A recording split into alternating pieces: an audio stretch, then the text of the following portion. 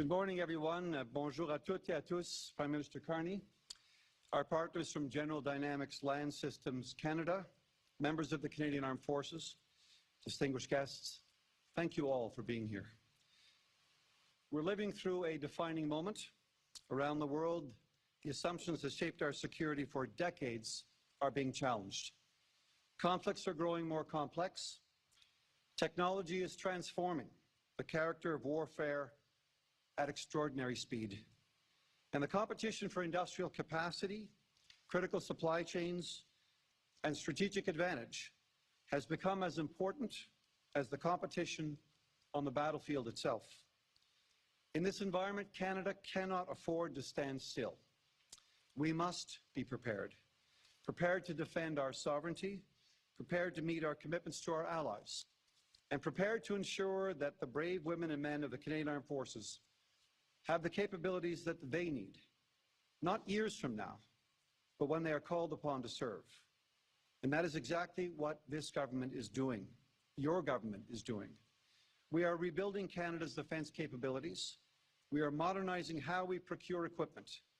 Nous renforçons notre base industrielle de défense et nous veillons à ce que chaque dollar investi dans la défense renforce également l'économie canadienne, soutiennent les travailleurs canadiens et bâtissent une capacité souveraine ici, chez nous, here, at home, for us. The strength of our armed forces depends on the strength of Canadian industry, on Canadian innovation, on Canadian workers, and on our ability to build, sustain, and innovate right here at home. Today marks another important step in that effort.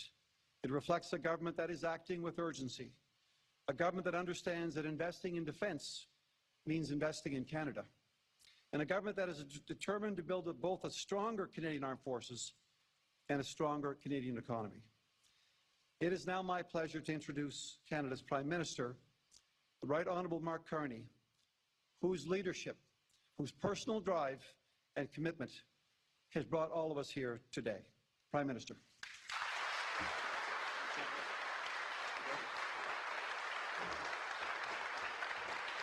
Thank you. Thank you very much, Minister McGuinty, to David. Thank you, Dave. Thank you, Dave. Thank you all. Heather, others said that's it. That's it for the Daves.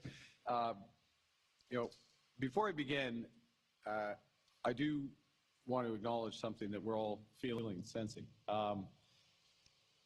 Thousands of Canadians' lives have been upended, are being upended by the wildfires across this country, flooding in Manitoba again. And on behalf of all Canadians, everyone in this room, all Canadians across this country, I want to thank the courageous firefighters, the first responders, the Indigenous and local leaders who are working tirelessly to keep our people safe.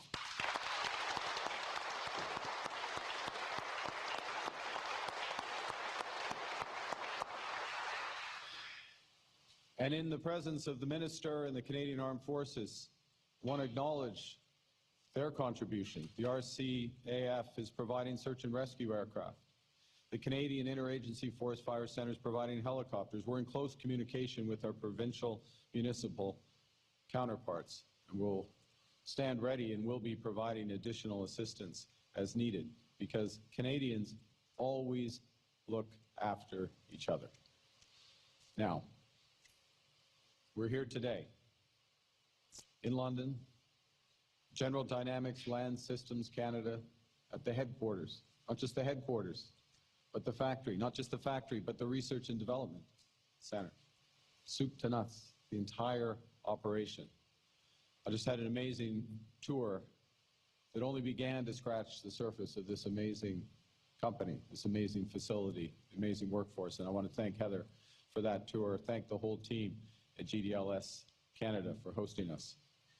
There's more than 1,700 Canadians who work in this factory, designing and building the armored vehicles that roll into service around the world for the Canadian Armed Forces and our allies. And that's where I want to begin. I want to begin with the people who depend on what's built here. Over the past year, Canada has been strengthening our ability to defend ourselves at home, to protect North America, to support our allies. The Canadian Armed Forces are deployed now across a single, very large crescent that runs from our Arctic across the European high north, down through the Baltics to Latvia. In the Canadian Arctic, we now have 365-day, year-round presence on land, sea, air, and space. Our forces are working with Nordic partners under the NATO umbrella to provide collective defense in the high north, including on exercises such as cold response. And in Latvia, recently, just last week, actually, the Minister of National Defense and I announced that we are extending and expanding our leadership role protecting NATO's eastern flank, literally on the front line with Russia through Operation Reassurance. Now, that presence, that service, that sacrifice of the women and men of our armed forces must be matched by best-in-class capabilities, because the world's changed. Les régimes autoritaires s'affirment de plus en plus. Nous faisons face à des menaces grandissantes, que l'on pense à l'incursion dans l'Arctique canadien ou aux cyberattaques. Ajoutons à ce que la nature de la guerre change rapidement à cause de la prolifération des drones, de systèmes autonomes et de missiles hypersoniques. And in this more dangerous and divided world, Canadian leadership will be defined not just by the strength of our values, but also the value of our strength. That strength must be modernized, reinforced, and built to last. That was the conviction behind our announcement just last week in Halifax to procure up to 12 submarines from Germany's TKMS, the largest defense procurement in Canadian history. That was the conviction behind our decision to procure the P-8 Poseidon maritime patrol aircraft. Same conviction, deploying the first of 15 River-class destroyers, contracting the Arctic over-the-horizon radar system, acquiring new long-range precision strike capabilities, and establishing a secure, sovereign, low Earth orbit communications constellation. And it's the same conviction behind today's announcement.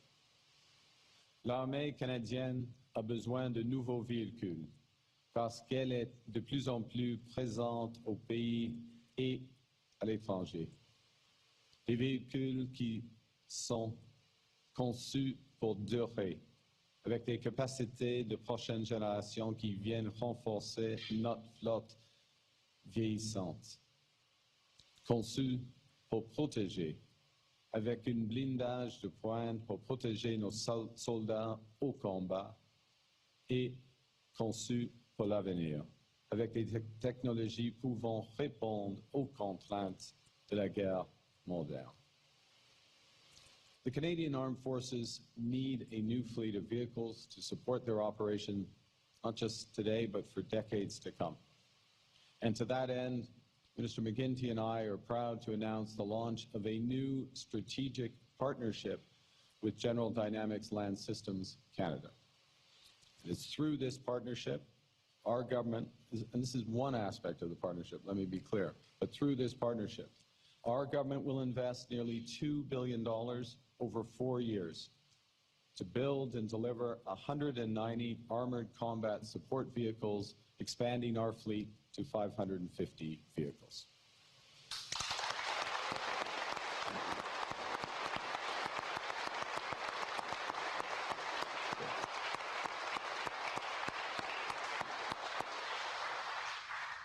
And as the people in this room and those you represent know, these vehicles are designed to keep soldiers protected, mobile, and mission-ready in the most demanding environments.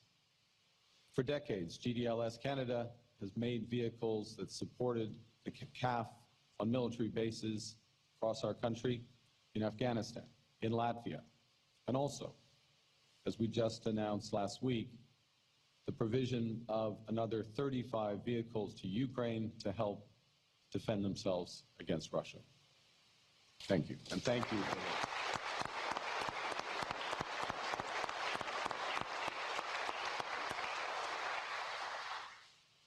And the new fleet order that we're announcing today will continue that legacy, serving our women and men in uniform at bases across the country.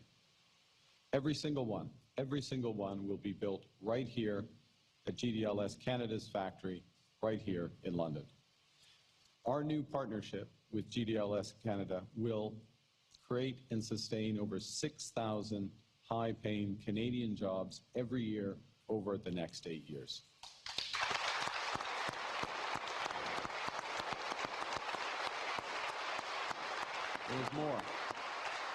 There's more because behind every vehicle is an entire supply chain of Canadian ingenuity, skill, and craftsmanship. Technicians at Ryan Manufacturing in Richmond, Ontario, who build the military-grade cable and wire harness assemblies that power these vehicles and keep them connected. Steel workers at Interpro in Regina, Saskatchewan, who produce advanced armor that helps protect our troops. The engineers at Thales in Saint-Laurent, who design the thermal imaging systems that allow our soldiers to operate in the toughest conditions. The electricians at IMP Aerospace and Defense in Enfield, Nova Scotia, who build the specialized components that keep these vehicles mission ready, and many, many more. All of those parts, each crafted intricately, built by Canadians from British Columbia to Nova Scotia, arrive here on the London factory floor where workers, skilled workers, turn them into advanced armored combat vehicles. And that's part of the core strength of GDLS Canada, because they work across this entire supply chain. In fact, this company already supports well more than 10,000 jobs nationwide, above and beyond that 6,000 expected to be created by this partnership. Congratulations.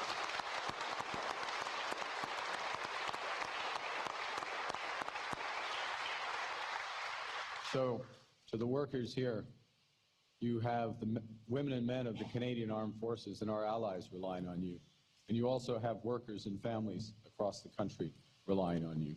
You should feel very, very proud of what you're accomplishing.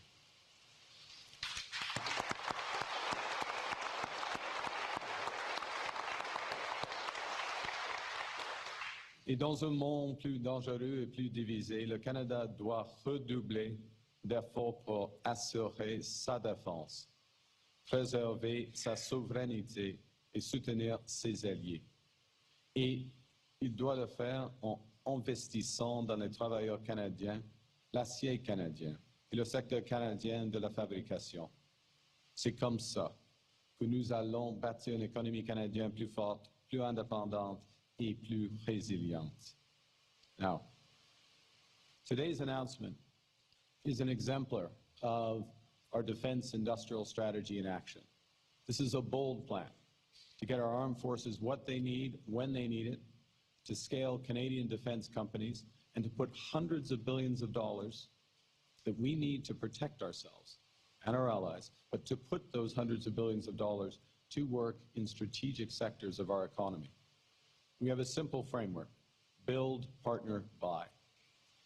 First and foremost, we're focused on building in Canada, directing procurement to Canadian firms that have what we call sovereign capabilities. This is what we're talking about. This is what we're doing here today with GDLS Canada. Now, there will be many cases where we don't have all those capabilities here in Canada. So we look to partner with trusted allies.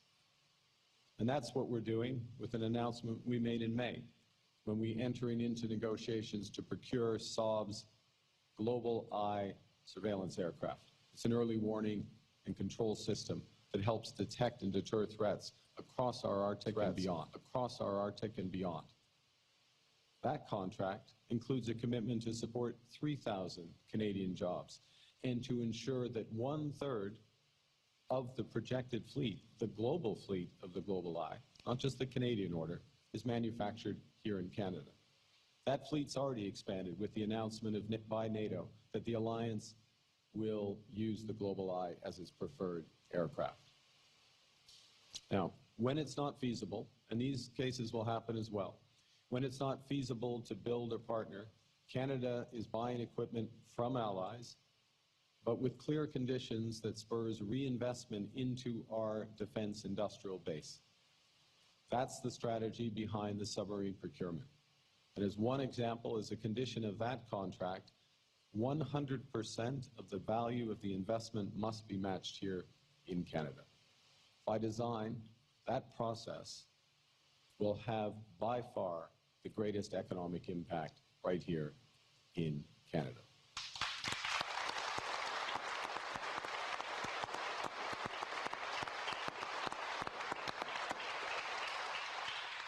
And I want to say a few words about another aspect of today's announcement, the Strategic Partnership Framework, because this is another way in which we're building a stronger Canadian defense industry.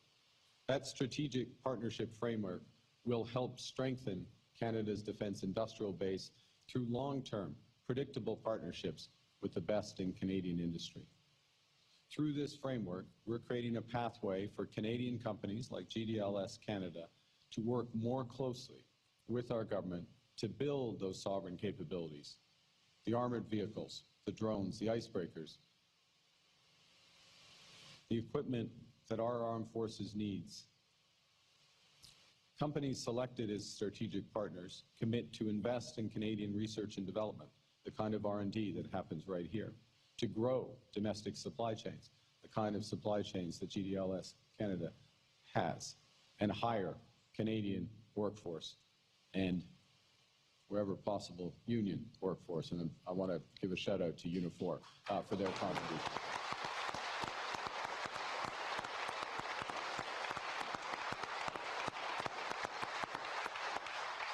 And what happens in return is that the federal government will act as an anchor customer, will accelerate approvals, and will open doors to new export markets. Commitment's simple. When Canadian companies build for Canada, Canada will build right alongside them. We launched this framework less than 2 months ago at CANSEC, and today we're announcing, as you know, GDLS Canada will be our first strategic partner.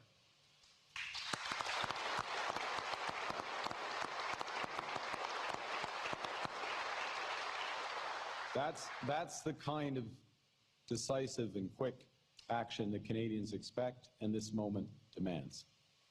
Now, it's been nearly 50 years right here in London that GDLS Canada began building vehicles that has carried Canada's strength around the world.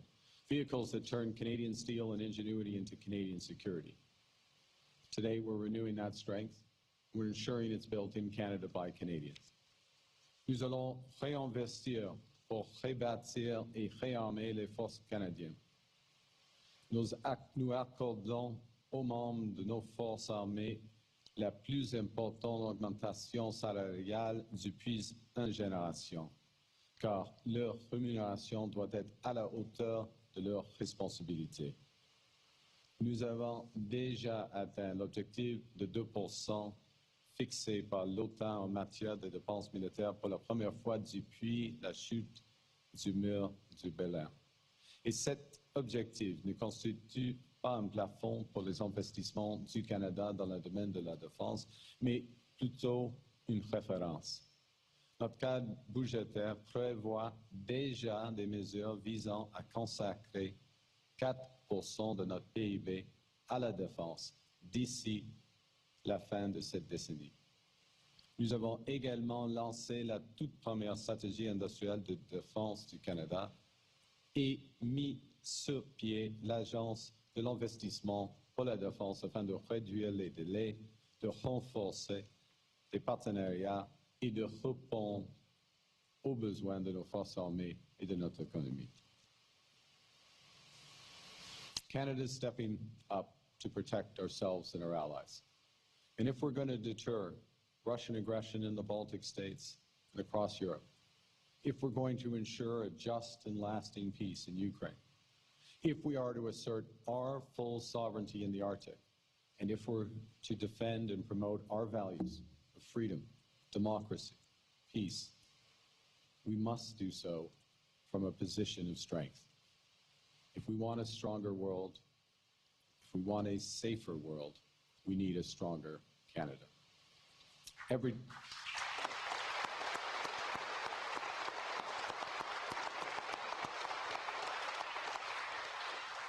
Let me finish with this. Every day, the women and men serving in the Canadian Armed Forces make Canada stronger. They deserve the very best equipment that this country can build. Let me finish with this. Every day, the women and men serving in the Canadian Armed Forces make Canada stronger. They deserve the very best equipment that this country can build. And the very best this country can build is made right here at GDLS. Canada, thank you for what you do, and I look forward to your questions.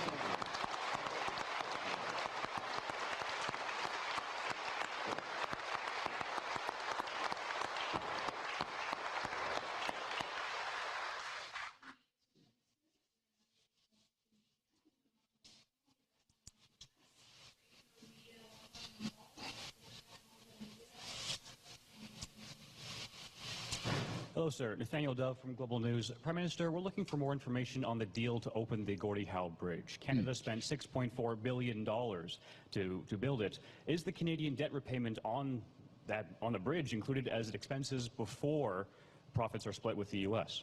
Well, let me say, first of all, that we're very pleased that the prospect of the bridge reopening later this month, or opening later this month. This is good for Canada, good for the United States, both in the short term and the long term. What we have with the agreement with the U.S. Is as follows. And let me start with what it isn't. It's not splitting the tolls of the bridge. It is an agreement for 15 years to split net revenues. Splitting of tolls, any sharing of the toll revenue won't happen until all of the debt is repaid. We will split net revenues over the course of the first 15 years, and those net revenues are after operational costs. So it's manning the toll booths, it's maintenance, it's snow removal, a series of other operational costs. We expect that after those costs, for the first few years, net revenues will be modest. In fact, we expect them to be negative, as traffic ramps up. So negative to modest in the first few years. And what's been designed is an alignment of incentives so that when the splitting begins, all of the portions that go to the U.S. government will be reinvested in economic development, regional economic development in the area, the U.S. side of the area, obviously, which is pro-cyclical. It reinforces, more traffic, higher revenues, more investment, and that's the way it moves forward. The underlying agreement that we have with Michigan remains the same. And so no sharing of tolls until all the debt is repaid. So it's a good deal for both sides. It gets things moving, and that's in the spirit of today's announcement, which is to get things moving. Are you able to provide more information about the deal? Some sources to us and to Bloomberg and Reuters are saying it's a 50% split, I guess, once the sharing starts happening. And if this is a Canadian project, why did you have to start giving? Why did you decide to start giving some of the revenue away? The first thing is you quoted the overall amount of the capital investment of the project, around $6.5 billion. What we're talking about is very modest relative to the size of that. Okay, that's the first thing, just to give a sense. The second is that, as I'm going to repeat myself, but I think it's an important point, that it's aligned, the incentives are aligned here because the reinvestment in regional economic development on the Michigan side, mainly the Michigan side, that's obviously good for Michigan, but it's also good for Canada because it's going to reinforce the traffic. So we see the incentive alignment as a reasonable discussion. It's a good deal for Canada, good for the U.S., and it's great for both countries to have this bridge open, and we're looking forward to, Is it 50%? Thank you. Next question. Mr. Prime Minister, Jerry Dewan from CTV News London. This region has among the highest unemployment levels of anywhere across the country. How are we looking to use this to address those concerns? Yeah, well, my caucus colleagues from the region are here. We are very focused on exactly this issue. Part of the answer is in today's announcement. It's providing not just the scale of the investment, but also the certainty of a partnership. So longer-term certainty, which of course is going to help GDLS invest and build out as well. And this is where some of the international travel that we've been doing, the international meetings we've had, the deepening of our partnership with NATO, our agreement, for example, with Europe to be part of their defense procurement, the work we're doing with Gulf allies. This is where it starts to come together because it reinforces the efforts of the company which has always been very successful in exports. About 80% of the production goes for export from here, but it's reinforcing that opportunity in this more dangerous world. So that's a component in the defense sector, the defense industrial sector. At the same time, we need to help build out the supply chain in this sector and other sectors. So, for example, Minister McGuinty through Windsor, through here, has been meeting with, I'll give an example, this is one of many examples, but with tool and die makers in the region who can be suppliers more broadly as our industrial strategy moves forward. Of course, as well, we are working hard to get the right deal for Canada with the United States. We know they've changed their approach, but we're still negotiating with them on getting the right deal for that. And more broad diversification through reinvestment, through we have something called the Regional Tariff Response Fund, which is going directly back in here where we're recycling the revenues from the tariffs into the region. So it needs to be comprehensive.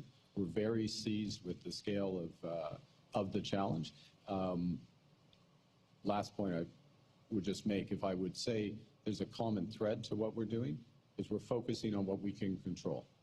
You know, not waiting for decisions out of Washington, but moving forward with Canadian solutions with other export partners that help create those good long-term jobs for the people of London and beyond. Most of the challenges in this region stem from challenges in manufacturing sector specifically. Is there anything more broadly that you can do to help overall manufacturing issues? Yeah. So one of the things that we've been doing, and it's starting to come into place, is we have changed the tax structure for investment in plant and equipment in manufacturing. In fact, not just plant and equipment, but basically all aspects of manufacturing. So we have now just passed through Parliament in recent months the most attractive tax rate on new investment for manufacturing writ large. So that means plant and equipment, it means R&D, it means your ICT or information technology components that come around. All of that is available for a super deduction, which is what it's called. But when you wrap that all together, it puts us in a position where the tax rate on investment in Canada is less than half the G7 average and 4 percentage points below the United States. So it now becomes very attractive. So we combine that with some of the other things we're doing and get the critical mass that way. Thank you. Next question. Hi, Prime Minister. Jonathan Juho from the London Free Press. I guess I just wanted to start by clarifying something. You mentioned 6,000 jobs for the next 8 years across Canada for the investment that you guys are making in this project. I'm curious, are these additional new 6,000 jobs, or, for example, are the employees hired by GDLS counted in that number? No, they're in that, but what we're getting is you get the certainty of those, the folks here get the certainty. Now, that certainty, I mean, I speak under the control of those who are actually running the business, but I can tell you from my experience in business is that certainty and the quality of the product and the relationships that we're building, Canada's building, the company has, but we're building internationally, provides the platform for the export expansion. And that's where you start to see the big increments. But the certainty cements those jobs. And then the nature of the supply chain, what they built out, gets that extra 10,000 across Canada. Okay. So in that case, is there a way to get sort of like a breakdown of what actually will be new jobs that are going to be generated? Because talking to many sectors, Right. you're talking about the spin-off effect and the benefit that investment like this would have in other manufacturing companies and all of that. But talking to them, they're finding it hard to sort of like even getting to be part of that supply chain. So it's not only like this investment expanding on its own right away, but I don't know if there are supports that they need to get into it kind of thing. Yeah. Okay. So the core of your question is something. Thank you for the question, because it gets to one of the key elements of a strategic partnership framework. Again, predictability, visibility of what the needs are going to be of the Canadian government, the Canadian Armed Forces. That can mean joint R&D, but also our ability through the Department of Industry, through the Department of National Defense, through RMPs and others, to work with companies that will be part of that supply chain. I referenced one of the things that the Minister of National Defense has been doing, which ministers of national defense wouldn't have done in the past. But one of the things he's been doing is sitting down with companies, bringing together core companies that will be either are or likely to be strategic partners, so-called primes, with an emphasis on them being Canadian, obviously, and putting them in the room with potential suppliers that perhaps had supplied other aspects of manufacturing, could have been part of the broader auto industry manufacturing chain. And that's part of what we're doing. Now, these are businesses. They make their decisions accordingly, but providing that predictability, the scale of this is very large, what we have to do to protect Canadians, protect our allies, and then making those connections. All of that is part of that flywheel that we're creating. So predictability, more business, better understanding, and then building out. Thank you. Thank you. Next question. Prochaine question. Hi, Jessica Singer with CBC. Much of central Canada is dealing with wildfires and smoke pollution, as we feel very much here in London. This is just days after you announced plans for a new oil pipeline. What do you say to Canadians who believe these current climate conditions are a sign we should lean into our climate targets rather than drop some of them? Well, first off, I absolutely agree. And it's not leaning, I'll use your phrase, leaning in, but the way the government views leaning in is actually putting the investment in the ground that's going to achieve those climate targets.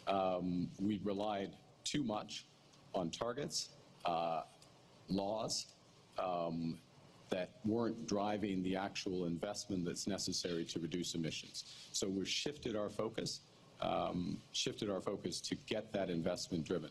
Core to that is the electricity strategy, which we're currently consulting on, doubling the scale of our grid over the course of the next couple of decades, a grid that's almost 85% clean power. The intention is to maintain that, do that in a way, and everybody in this room would be living through the challenges in affordability in various ways. So we need to do it in a way that is also preserves affordability for Canadians. We have amongst the lowest electricity costs in the world. We want to keep those. And so a climate strategy that looks to affordability in the short term and builds those emission reductions with major investments. And what you see is the investments or the major projects that we're helping to catalyze are low carbon. So that new oil pipeline, as a precondition of that new oil pipeline, is the Pathways project. Okay, which is the equivalent of removing 90% of the vehicles on Alberta roads. As another precondition is a 75% reduction in methane in Alberta. As another precondition is a carbon market that actually works, just isn't a carbon market in name. And I will underscore, and this is, if you want one illustration of the difference in our approach, is that theoretically the carbon price is over $100 right now. But the carbon price in the actual markets has fell to about $20. So the gap between what was the objectives, what was said, what was legislated, and what was happening was enormous. And we're shifting the approach to make sure that there isn't a gap and the focus is in that investment. Last point, if I may, I'll hand back. Climate is a global issue. And that's why we have maintained our global climate finance. That's a rarity in the G7. We're the only countries, I think we are the only country who's maintained our level of global climate finance because we need to obviously globally get emissions down outside of Canada. Thank you. And what do you expect to accomplish when you sit down with premiers next week in Charlottetown? And will you address concerns from some provinces that Alberta is getting a better carbon price under their implementation agreement? That's one of the issues that we'll talk about, which is, and our objective, and is to have as national a carbon market as possible. Quebec has its own carbon market linked in with California, so I'm going to put Quebec aside for these purposes. But more broadly, the way we've structured the carbon market with Alberta, it will need some short-term adjustments for provinces. We've been clear about British Columbia, for example, some compensation there, given the difference in the price. But it actually creates an ability to have a much more effective carbon market that would benefit if more provinces were part. So we're not going to announce that or decide that in Charlottetown, but we're there. More broadly, we really want to reinforce progress being made on creating one Canadian economy. Canadians want one economy, and they want skilled workforce to be able to move around. They want goods and services to move around seamlessly across the country. We need to amp that up. There's progress that's been made. Federal government's done everything it can do directly. It needs to. And last point, which goes to your first question, is the electricity strategy and making major progress on that. And some of the big levers in order to get that investment in place, the federal government will put on the table. Thank you. Last question, dernière question. Josiane Chaurac-Biamani, Radio-Canada. Monsieur Carney, qu'est-ce que ça vous fait de voir que le nord de l'Ontario brûle en ce moment, alors que le Canada s'éloigne de ses cibles climatiques sous l'action de votre gouvernement? La dernière phrase, c'est quoi, pardon? Je peux répéter la question. Oui. Monsieur Carney, qu'est-ce que ça vous fait de voir que le nord de l'Ontario brûle en ce moment, alors que le Canada s'éloigne de ses cibles climatiques sous l'action de votre gouvernement? Oui, non, c'est... OK. Notre gouvernement a reçu les résultats de l'ancien gouvernement. Ça, c'est la vérité. Ce n'est pas le résultat des actions de notre gouvernement. Je viens d'arriver. Okay, je viens d'arriver avec une situation où on a des cibles importantes, on a des règles et des lois et des conflits avec les provinces et pas d'assez d'investissement dans les réductions des gaz à effet de serre. OK. Alors, nous sommes en train de changer totalement l'approche afin de mettre l'accent sur l'investissement afin de réduire les gaz à effet de serre. Par exemple, en ce qui concerne l'entente avec l'Alberta, on a le projet de Pathways, le plus grand projet de stockage de carbone du monde, équivalent de enlever 90% de tous les automobiles de l'Alberta. On a des réductions importantes, 75% de méthane en Alberta, c'est dans l'accord, et des améliorations de fonctionnement du marché du carbone en Alberta et on espère à travers le Canada. Alors, on fait des grandes choses afin d'avoir d'investissement et point final, et je passe la parole à vous, mais c'est le dédoublement de l'énergie propre, de l'électricité propre à travers du Canada pendant les prochaines 2 décennies. Ça, c'est les grands investissements. C'est l'action, pas des prohibitions, qui est plus importante afin de réduire les gaz à effet de serre.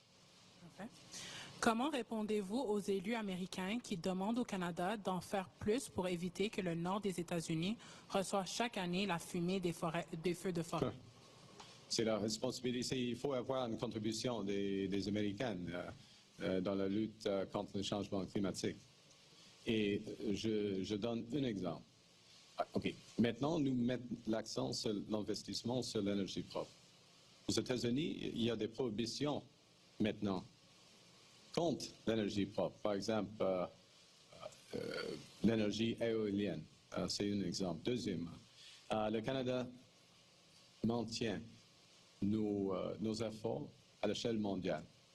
Et les États-Unis réduisent leurs efforts à l'échelle mondiale. Alors, oui, les changements climatiques, c'est la responsabilité de tout le monde, vraiment tout le monde, y compris les États-Unis. Ça, c'est la réponse. Merci. Merci. Cela conclut notre conférence de presse. That ends our conference. Good.